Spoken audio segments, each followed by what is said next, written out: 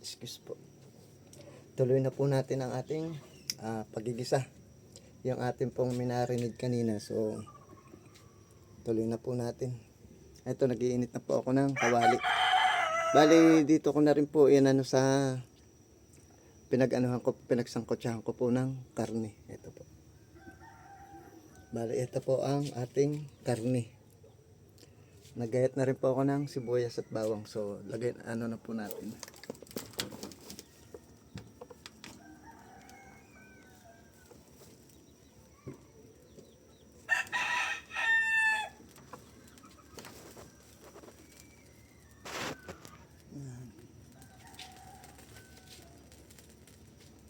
Dito ko po yung karne natin. So dito na lang para nandiyan pa rin ang lasa.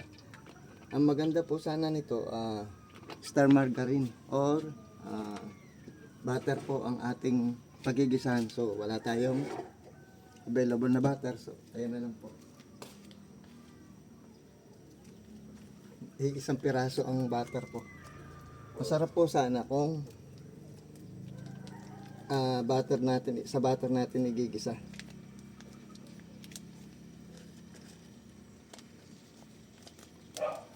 Saidin po natin at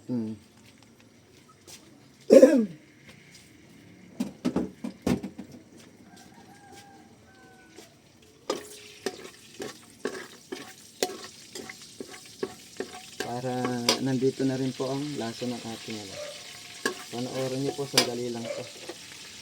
Lagay na po natin ang mag best friend. Bala ang ginamit po natin dito, isang puti at isang pula na sibuyas at isang ulo ng bawang. Bali, isang ulo po ng bawang.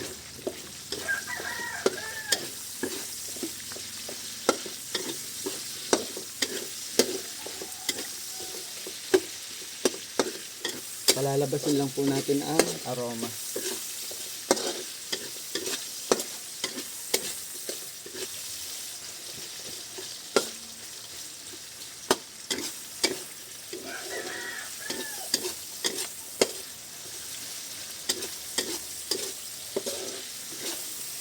Yan, mabango na siya.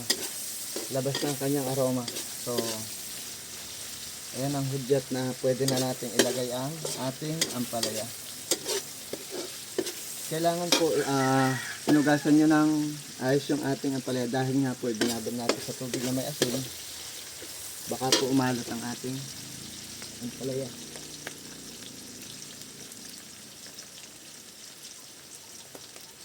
Ito po kasi 3 beses kong hinugasan. So, lagay na natin.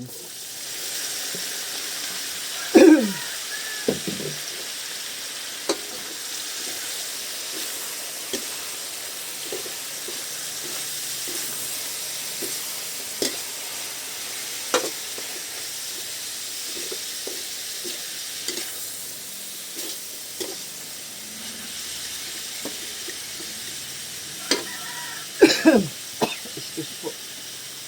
Nasamid na naman ako. Baka may nakakaalala.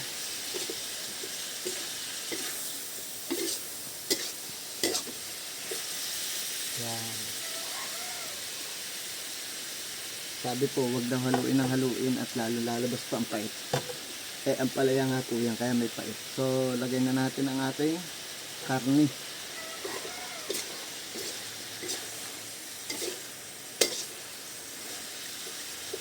Para lumasa na po sa kanyang natin. So, ito po ang ating karne. Yung sinangkot siya natin kanina. Nako, hindi na nakita ang palaya.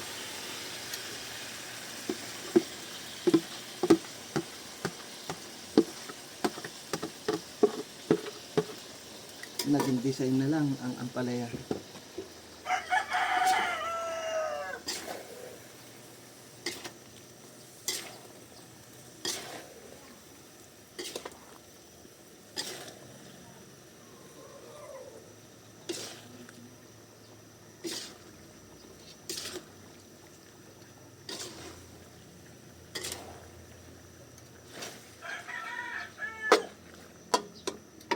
Kita nyo naman po ang itsura ng ating ampalaya con carne. Kaya lang, mas marami po ang ating pork. So,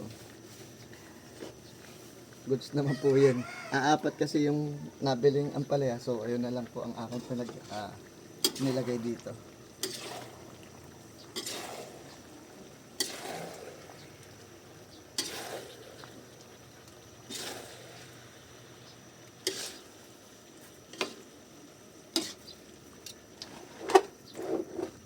Maganda po sa ampalaya natin, hindi siya lutong-luto para po medyo may konti siyang crunchy or half cook para maganda pong kainin. So, lagyan na po natin ang ating yung ginawa nating pang sauce. Ito po siya. Lagay na po natin para po may konting sauce. Kasi pagka wala po, ganyan, dry po siya. Mas mabuti po meron tayo kahit konting pang sabaw.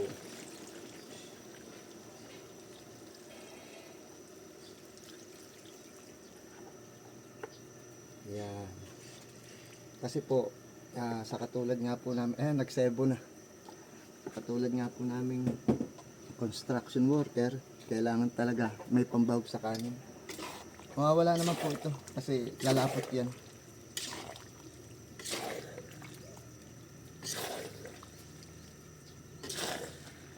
Yan.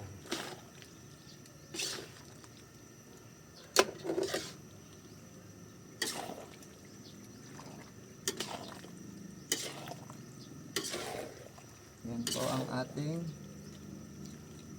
recipe. Bali, ito lang po ang version ko ng ampalaya con carne.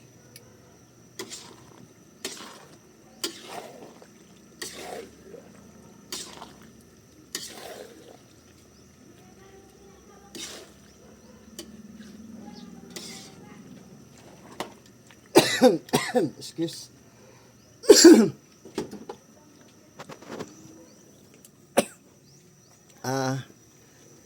Kahit po medyo patagal-tagalin natin kahit mga 10 minutes para po siya umano po yung lasa sa ampalaya. So eto po ang ating ampalaya con carne.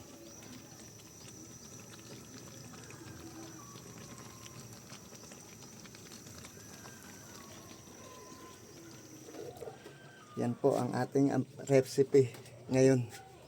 So hanggang dito na lang po and God bless. Magandang buhay po sa inyong lahat. Follow, like, and share naman po para tuloy-tuloy tayo sa larangan ng pagluluto. At doon po sa mga nagla-like at nagsashare, maraming salamat po sa inyong lahat at magandang buhay. Sa mga makakapanood pa po nito, like and share naman po para po napakalaking tulong nyo po yun para sa akin. Hanggang dito na lang po at magandang buhay sa atin lahat.